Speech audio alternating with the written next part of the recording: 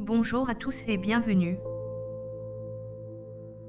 Je m'appelle Patricia Bafali et je suis là pour partager avec vous mes formations en immobilier que j'ai eu à payer et vous en fais profiter gratuitement car avant de se lancer dans l'immobilier il faut se former. Avant de continuer avec cette vidéo, je t'invite à t'abonner.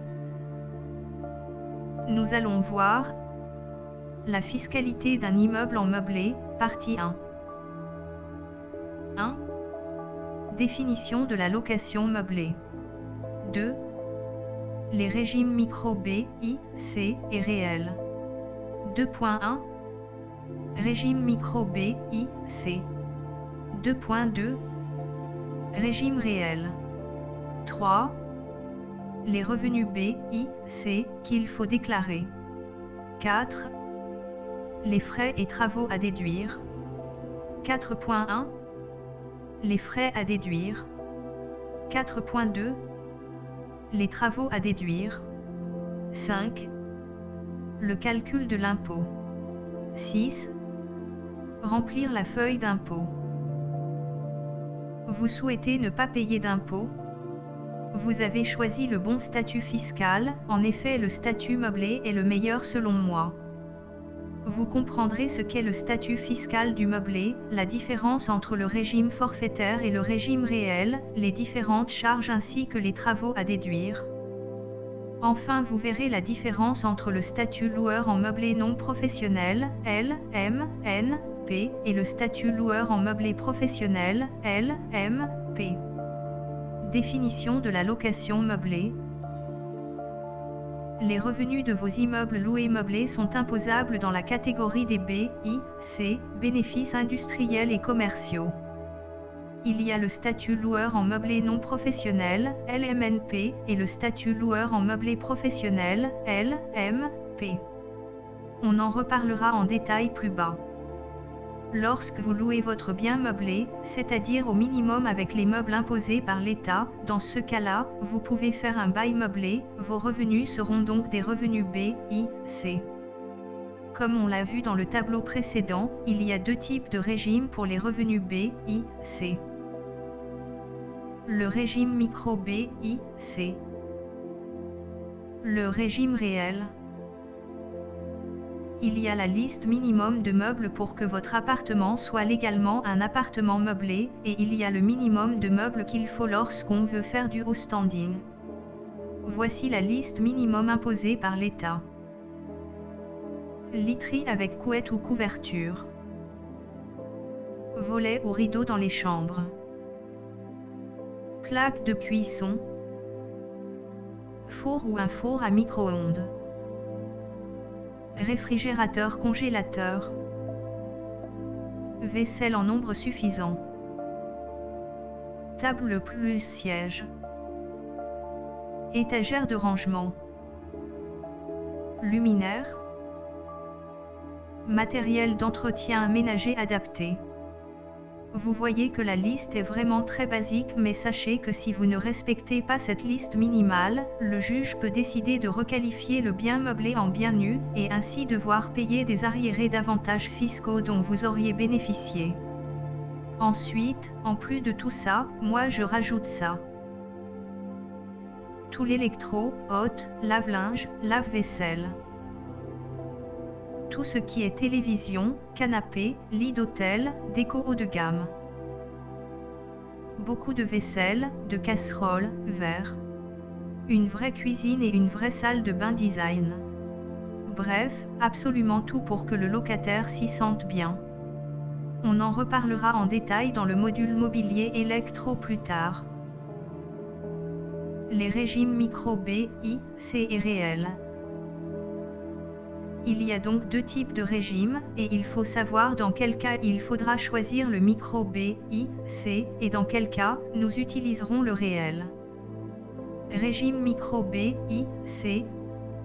Dans le cadre du régime B, I, C, également appelé régime forfaitaire, les frais et les travaux ne sont pas pris en compte, ils sont remplacés par un abattement forfaitaire de 50% calculé en fonction de vos loyers charges comprises.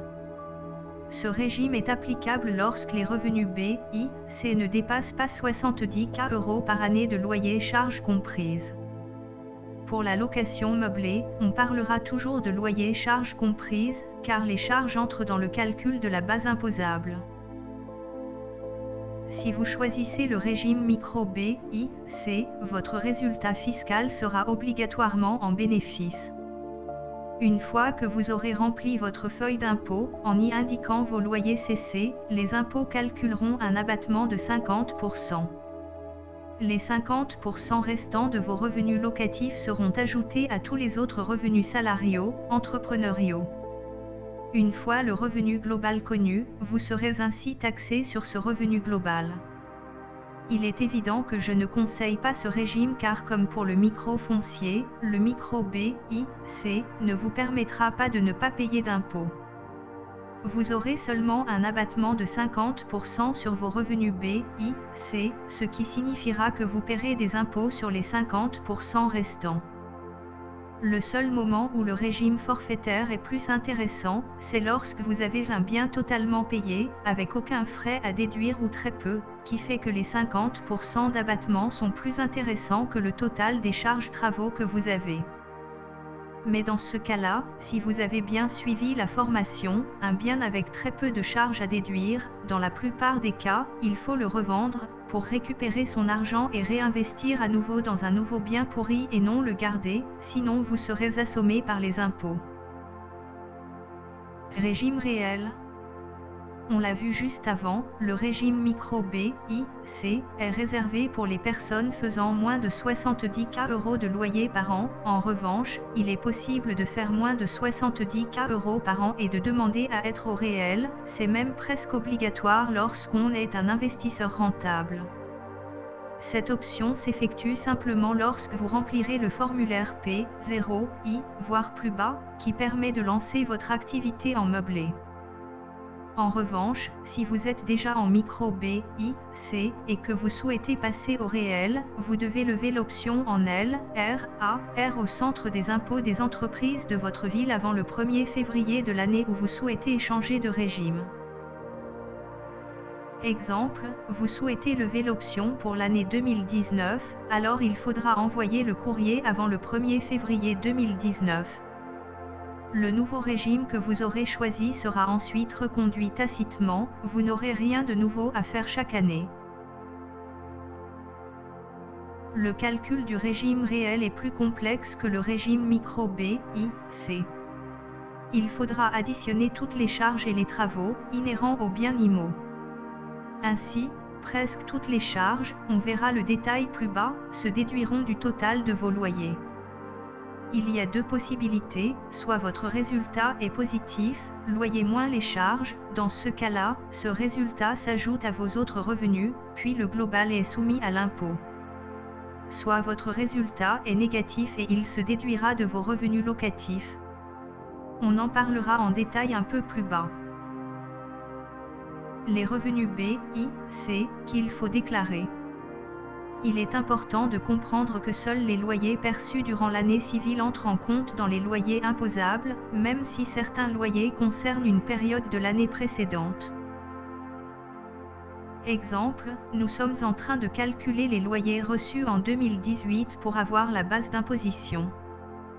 Michel a reçu le loyer concernant la période décembre 2017 en janvier 2018, et bien ce loyer rentrera en compte dans les loyers 2018 même si ça concerne la période de 2017.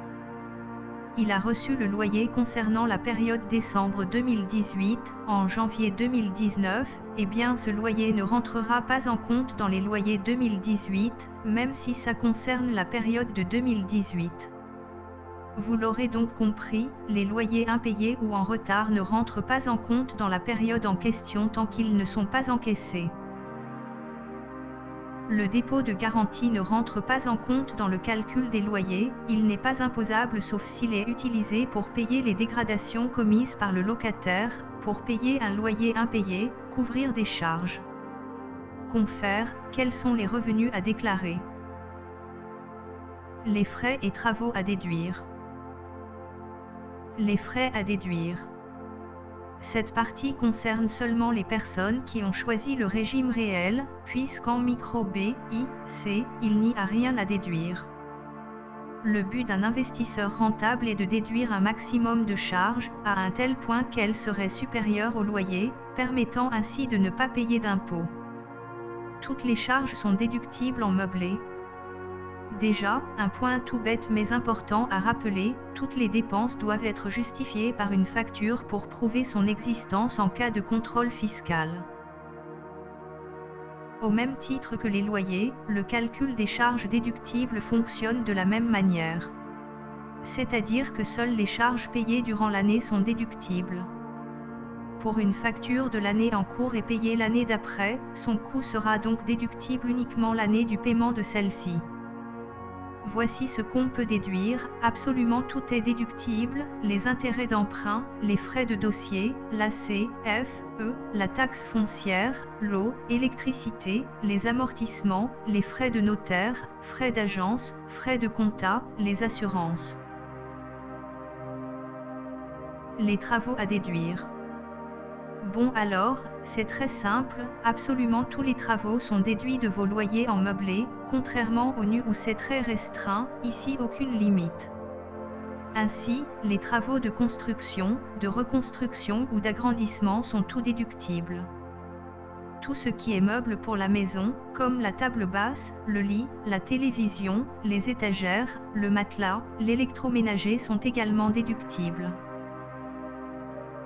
À noter pour ceux qui font leurs travaux tout seuls, vous ne pourrez pas déduire de vos impôts le temps que vous y avez passé, par contre vous pourrez déduire la matière première, comme la peinture, le placo, le carrelage. Confère, les frais et travaux à déduire. Le résultat BIC, bénéfices industriels et commerciaux. Vous êtes un investisseur rentable, vous ne devez pas avoir un bénéfice BIC, bénéfices industriels et commerciaux, ou alors très peu, vous devez combler tous vos loyers par des charges et travaux. Pour cela, vous avez compris qu'il va falloir que vous fassiez beaucoup de charges et travaux, ainsi, vous terminerez tout le temps sans impôt. Notion importante à retenir, les travaux de vos biens loués en nu n'impactent pas vos revenus BIC, et les travaux de vos biens loués en meublé n'impactent pas vos revenus fonciers. Ce sont bien deux statuts totalement différents. Si vous êtes en bénéfice BIC, bénéfices industriels et commerciaux, vos loyers sont supérieurs à tout ce que vous allez déduire niveau charges et travaux. Dans ce cas-là, la différence entre les entrées et les sorties sera la base du calcul de votre imposition de revenus BIC, bénéfices industriels et commerciaux. Si vous avez des charges et travaux qui dépassent le montant de vos loyers, la différence sera reportée jusqu'à 10 ans sur vos prochains revenus BIC, 6 ans en loueur en meublé professionnel, LMP. Les déficits qui n'ont pu être imputés au terme des 6 années suivant celle au titre de laquelle ils ont été réalisés, sont définitivement perdus. Exemple, en 2018, vous avez reçu 20 000 € de loyer, vous avez 50 000 € à déduire avec les travaux et les charges. La première année, on va donc faire 20 000 moins 50 000 égale moins 30 000. Ces 30 000 € seront imputables sur vos loyers uniquement, les 6 années suivantes maximum. Ce calcul n'est pas juste, mais c'est pour que vous puissiez comprendre le fonctionnement, on en parlera dans le module suivant, car il faudra différencier les amortissements et les charges. Le calcul de l'impôt. Vos charges travaux sont supérieures à vos loyers, dans ces cas-là, vous ne payerez pas d'impôt. En revanche, si vous optez pour le régime micro BIC, bénéfices industriels et commerciaux, ou que vos charges travaux ne sont pas assez conséquents pour combler vos revenus locatifs, dans ces cas-là, vous allez payer des impôts. En plus de votre TMI, tranche marginale d'imposition, vous devrez payer la CSG-CRDS de 17,2%. Voici deux exemples. Julien a choisi le régime micro BIC, il a une TMI, tranche marginale d'imposition, de 14%. Il a réalisé 10 000 € de loyer durant l'année. Calcul de la base imposable de ses revenus BIC, 10 000 € x 0,5, 50% d'abattement, égale 5 000 €. Il devra donc payer 5000 fois 0,14, plus 5000 fois 0,172, égale 1560 €. Sur les 10 000 € de revenus B, I, C, de base, il payera 1560 € d'impôt. Kenza a choisi le régime réel, elle a une T, M, I, tranche marginale d'imposition, de 30%. Elle a réalisé 20 K € de loyer durant l'année et 15 K de charges travaux à déduire.